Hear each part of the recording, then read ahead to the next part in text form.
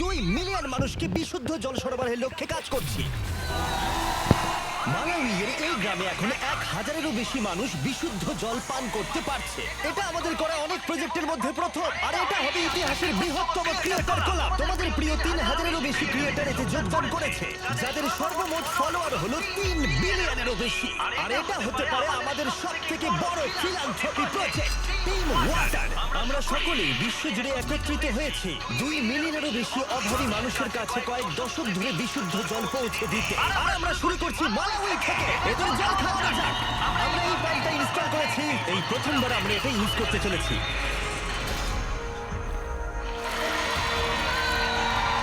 তাহলে এবার প্রথম জলটা খাবে গ্রামের প্রধান। দেখো, ওকে তৃপ্ত দেখাচ্ছে।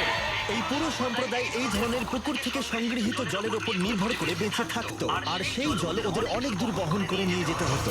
এটা ওদের প্রতিদিন করতে হয়। এই জলটাকে এরকম দেখতে কেন? মানে এখানে দেখো কত নোংরা। এটা পান করলে আমি অসুস্থ হতে পারি।